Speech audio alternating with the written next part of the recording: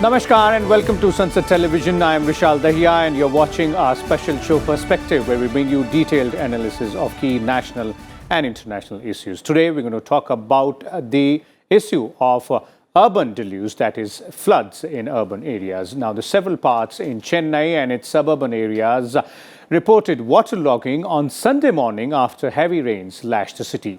The showers have now been marked as the heaviest downpour since 2015, with Met Department predicting very high rainfall for 14 districts of Tamil Nadu, including Chennai, in the next 2 days.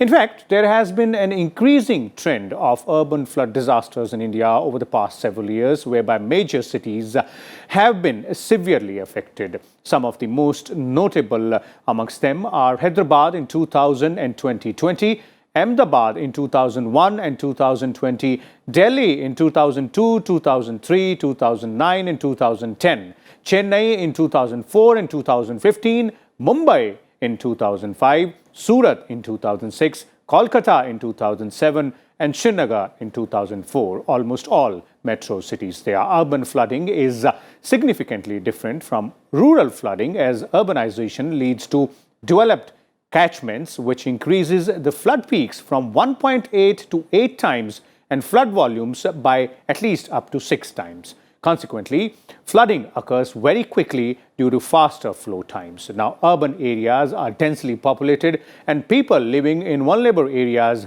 also suffer due to flooding, and the secondary effect of exposure to infection also has its toll in terms of human suffering, loss of livelihood, and in extreme cases, loss of life as well.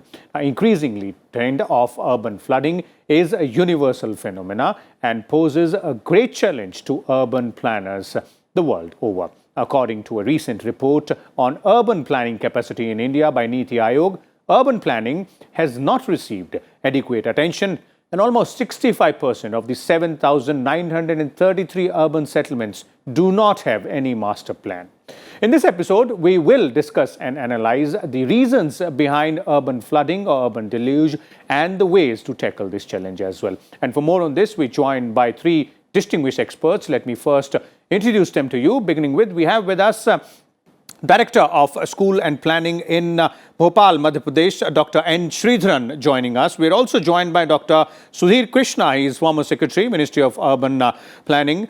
And also, we have Mr. Amrendra Kumar Singh, IG of NDRF, the force which is involved in disaster relief in most of these cases in urban flooding. Welcome, all of you gentlemen, to Sansad TV. Let me first start by, making our viewers understand and capture the reasons behind why flooding is so common in urban areas or in suburban areas in cities nowadays. And let me start with you, Dr. Sridharan. What are your views on that? Why do we see this happening very often? And as I was pointing out, the years and the cities as well, looks like in the past 2 decades, it has been a recurring phenomenon in most of the cities almost every 3-4 years. Yes, thank you very much for inviting for this particular program. The main problem which starts with this deluge is in terms of the expansion of the peri-urban area. That is something very, very important. Because if you started with Hyderabad, you talk with Chennai, you talk with Delhi, you talk with any other cities. The urbanization rate is very, very fast in terms of spatial expansion. Not necessarily in terms of urbanization, in terms of population alone, but in terms of spatial expansion. The spatial expansion occurred by taking into all the drainage basin. The drainage basin, if you talk about Chennai, even what's happening today, even today morning, I was discussing with the people there in Chennai. The main problem is most of the lakes, most of the drainage basin which was there existing in the past, those has been filled up with land use. That is something which has been, master plan has not addressed these issues across India. That is one problem. The second problem is in terms of the adequate infrastructure to tackle that particular problem. And then the third, as you rightly pointed out, that's a health hazards which is related to this issue. I think these are all the main thing which we can talk about, the vulnerability which comes in along with that. And we are exposed to that in terms of marginalized groups, or even the low-lying areas are filled with the marginalized groups because the low cost in terms of the land value. So they try to fill it up as much as possible without any kind of planning. Okay. And that leads to without any infrastructure, without adequate infrastructure to tackle this issue of disaster or flood disaster, what we're talking about. Okay. The next issue is in terms of climate change. That is happening fast across India. We are seeing cases in Germany. We are seeing even abroad also the same thing happening. But they are equipped themselves in terms of the preparedness for that, as well as in the post-disaster also, they have very good thing. Now, thanks to the NDRF and also with the NDMA, they are able to do that quite fast. Okay. That's all. I think I'll stop here and then maybe I'll come back. Okay. Let me bring in Dr. Krishna here as well. Dr. Krishna, would you agree with what is being said in terms of the lack of urban planning? And it's not just Dr. Sridharan, even the NITI Aayog report is also pointing out the same on the urban planning capacity. In fact, saying that a majority of the urban settlements or the urban areas do not have a master plan. And it is a problem which is not only limited to India. Globally also, lack of urban planning is the main reason which is being cited. Yes. Well, urban planning is definitely an issue to consider. But what I say is that the first and foremost problem is that we are tinkering with the natural floodplains and wetlands. Mm-hmm. Every habitat was developed around water bodies, but the water bodies also have floodplains and wetland areas from where the water comes or where excess rainwater gathers. Mm-hmm. We have these lands are mostly unutilized for rest of the year when it is not raining. So it seemed to people that these lands are abundantly available, and being in the part of the city, everybody started developing, sometime unauthorizedly. So you find a lot of unauthorized habitats coming up in these areas, in floodplains or embankment of tanks and rivers in the city. And even sometimes the developers, the government development agencies are also developing, like you see Rajarhat in Kolkata, New Kolkata, or Bandra Kurla complex, or in Delhi we have the Commonwealth Games village. All these have come up in the low-lying areas, floodplain areas. So therefore, what happens is that when in the normal course it is okay, but when heavy rains come, then the water used to stagnate there and find its way through these areas to other courses in other natural ways. Okay. So that is one problem. And the second problem is that the natural drainage system, otherwise, the nature has given its own drainage system that has been tinkered with, and therefore the natural drain system has been constructed upon or not maintained well. The natural drain has been converted into concrete drains. So concrete drains are also not uniformly designed. Somewhere it is narrow, somewhere it is deep, somewhere it is shallow, and so on. So the water is not able to find an even flow. Again, often the rainfall is scanty, so it doesn't matter. Okay. But when it rains heavily, then this becomes a big challenge for us. And the flow of water becomes very, very, huge. It comes very quickly. Yes. And thirdly, the water bodies are also, vanishing now. So therefore, and in the normal course, it is okay. But when it rains then heavily, then water should find its way to settle down somewhere. It also has to percolate down under the soil. But because of the huge concretization going on, the roads are concretized, or the drains are also made of concrete. So the rainwater is not able to go down the surface in most cases. Okay. And therefore, this water flows here and there, and then it spreads out also.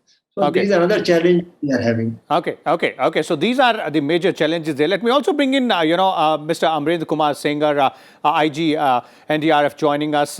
Your team, Mr. Sengar, is the one which responds to the first distress call in such situations, be it in urban or rural areas. But now that we're talking about, flooding of urban areas or major metropolitan cities, from your point of view, what are the key reasons? Because when your team arrives, it's chaos all around.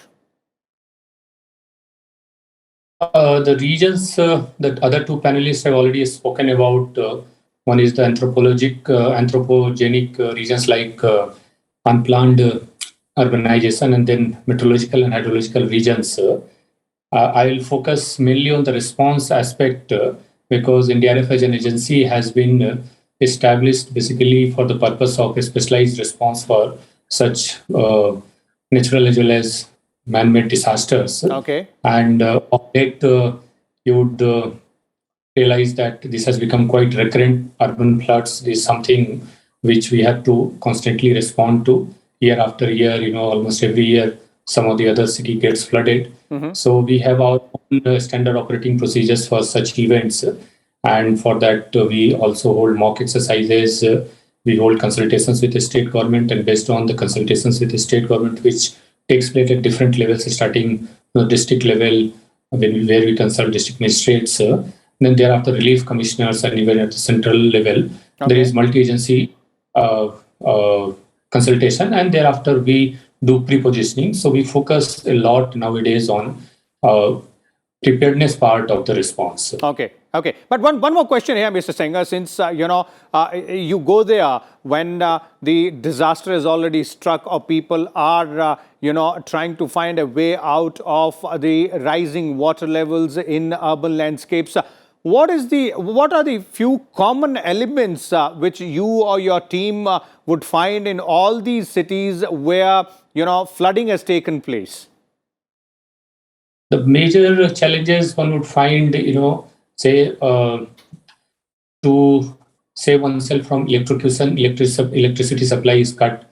If there is prolonged inundation, then you will find that generator sets stop working, especially those related to communication and mobile services. If you would recall, in December 2015, it was cut off, and parents, they were quite worried, because they are not able to get in touch with their children. So communication, electricity supply, then later it affects, essential supplies also. If the reserves are not kept properly, then the essential supplies start running out.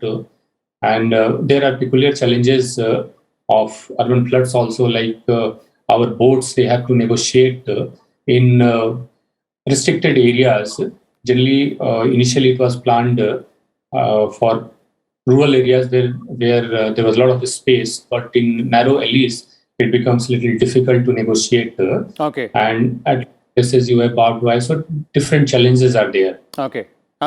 So those challenges also clearly, complement what both you, Dr. Krishna, and Dr. Sridhan, both of you were pointing out in terms of the deficit in the planning structure there. But let's also now focus on what needs to be done. And I'll start with you, Dr. Sridhan. We've identified few key challenges and key reasons there. One largest being a focus on urban planning. Obviously, the second being, the issue of climate change, and few more which have been pointed out by Dr. Krishna also. What, in your view, Dr. Sridhan, should be the first few steps in mitigating these challenges or the threat of deluge or flood in urban areas?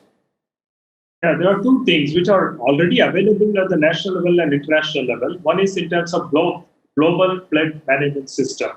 That is something very, very important. How is available through the NASA data. Okay, NASA has already come out in terms of how we can use it in terms of forecast, in terms of flood. At micro level also, we are able to access that. How to use that in terms of this management, in terms of what you call the master plan, as well as to bring it in terms of making it, reviewing it every 5 years, every 3 years, every 2 years, like that. How to do that in terms of annual way, in terms of master plan. That is something very, very important, because it keeps on changing now. In terms of built-up area, it is every day, every time, when there is some problem, already there is an increase in terms of population. So this can be done through this kind of global flood management, which they call it as GFMS. So that's also a very good thing. The next, which is important to the land use planning, is in terms of flood safety land use management. That is something which has to be built in terms of the land use planning. In terms of, even now we have the opportunity to do it thanks to the PM, Honorable Prime Minister. We brought in what is called as a GIS-based master plan, which is there for 500 centers in cities. So that can be extended to other centers, more than 2,000, which are, we have almost 7,000. In 2021 census is going to be more than 10,000. So at least we have to focus on this in terms of master plan and link it to this kind of flood system, management system. How do you do that? Because it also happened in, as you say, for example, in Mumbai, way back last time in 2015 and prior to that, they associated with Kyoto University and then came out at the micro level, how to do this, how to handle this. It is possible to do this. Okay, so this is something which we can easily do it. and also in terms of preparedness, in terms of health issue. Now, like say vulnerability, which has come up in terms of COVID and other thing, we are used the smart city program to tackle some of the cities in terms of micro level.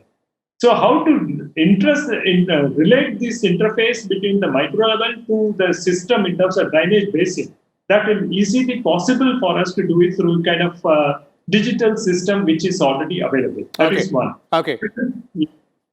Please carry on. The second important thing which we can do it in terms of citizen science. So we try to do it in the case of Chennai. Last time in the flooding came, where it is happening, how that through the mobile, through the system, we use the citizen science and try to analyze this whole process, where exactly it is concentrated, where it is affecting in terms of marginalized groups, and in terms of spatial also we did that. We presented that also. Both a similar system we did it for COVID also. So when we applied the citizen science system to this kind of flood also, we are able to point out at the micro level as well as at the macro level where it is happening, how to analyze it in terms of land use planning. We prepared it and presented it also.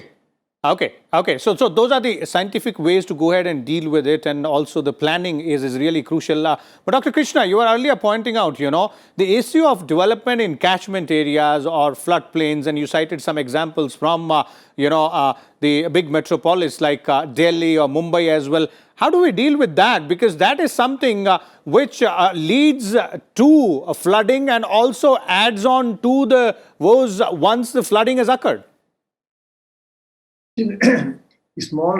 Sometimes small rains cause localized flooding. That can be tackled by clearing local drains, etc. But when heavy rains come, like it has come in Chennai now, it has exposed the problem in a new dimension. That is for regional planning. Because such heavy rains which occur over a spread of several square kilometers cannot be tackled by locally managing it, local drains, cleaning the local drains or resolving the local problems. Therefore, what is required is that, the regional map, satellite imagery has to be used to identify the watershed and see where the water falls and how does it go out. And in that, the habitats that have come up in the floodplain, they have to be cleared. Now, sometime it will be impossible because they are well-settled establishments. So we have to find some way of mitigating the challenge or mitigating the negative impact of such developments, because we can't remove that. But somewhere we can. For example, the slums have come up around water bodies. They can be relocated. Proper housing can be provided, which has been tried out very successfully in some places like Ahmedabad, when Sabarmati river was full of hundreds and a few thousands of hutments, and that has been cleared some years before, and they were relocated. Now you see what a beautiful Sabarmati river you can see now. And such examples can be replicated everywhere where floodplains can be cleared and they made into water can flow properly, improve the look of the city or the area also, and provide a healthier life to people. That is one. And secondly, all the drains in the city have to be aligned once again, because as per rules, the drains are owned by the road owning agency. And there are dozens of road owning agencies. It may be PWD, it may be municipality, it may be development authority, it may be, so many railways may be owning, and airport authority, defense. So many people own the road and they also own the drains. So there is no alignment, there is no singular agency about, and there is no proper mapping of the drain in the city. So, and they clear, every department maintains its own drain, designs its own drains. Nature doesn't care, the heavy rains don't care whether it is the road is owned or drain is owned by this or that. And of course, water will travel at the same speed between the drain managed and built by agency A and agency B and agency C as well. Exactly. So development authority of any area, which is the overarching authority for development planning and overall development, should take over this task on a war footing basis now, after seeing the experience of several places. And thirdly, I would say water bodies must be restored on in a time-bound manner. We are talking about it for last decades, that water bodies should be restored in different cities when occasions come like this. But it is high time that we make a time-bound plan of, let us say, 5 years to clear all the water bodies, redevelop them, and make them hold water properly. It will improve the quality of life. We have seen so many places example I will give you in Chinhat near Lucknow, that lake had become a dumping ground for everything. And once the lake was restored, it has changed the area, the land value has shot up, quality of life has improved, and flooding has reduced in that localized area. So like that, things are possible. Human intervention with a proper thinking about planning and execution with determination will definitely change the face of the situation. Immediately in the next few years only we can change it. Okay. So urban planning is clearly really important, but there are various layers to that planning, which both of you are pointing out, Dr. Krishna and Dr. Sridhan as well. One last question to you, Mr. Senga, before we bring this to an end, and that's really important because you're part of the team which comes in for relief and rescue efforts, and you were earlier talking about how you guys go about planning this entire part. But what is your advice to the citizens as well as the planners, because you go through every city, look at what mess the floodwaters have created, what problems people have faced, and you're pointing out difficulties which your team also faces during relief and rescue efforts. So what is your advice to both sides? To the citizens, obviously they are equal important part of the planning, and the planners also. Yes. The advice to the planners has already been elaborated by our two panelists. They are focused on basically building disaster resilient infrastructure. That is, we should have better drainage system. We should have better solid waste management. In this, I'll just simply add one more point, that whatever system of regulation of water or management of water which is reserved in the dams and different reservoirs, there is need to or the further scope for improvement in that, because currently we see dams and reservoirs more from the purposes of irrigation, but many becomes necessary to release that water so that it does not lead to flooding. So that system, of course, is functioning, but many times there are mistakes. So better modeling has to be done for regulation of that water, so that it's of both the ends, irrigation as well as the flood control. And another point for the planners would be, say, we need to again improve upon our inundation mapping. Currently, we have a lot of data which is available with CWC and then IMD, both in collaboration. They provide inundation mapping, but a lot of changes have taken place, and they are constantly taking place. So it has to be dynamic and realistic based on satellite imagery and whatever computerized model you can have. I think they need for more sophistication in that. So this is for the basically planners.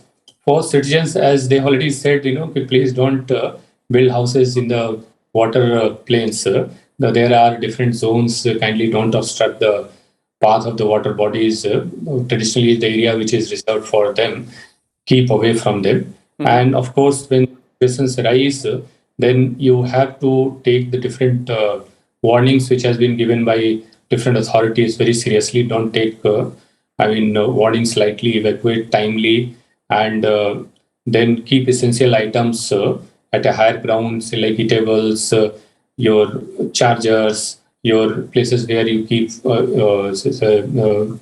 kitchen items, and also generators, etc. So this is just for immediate uses. Okay.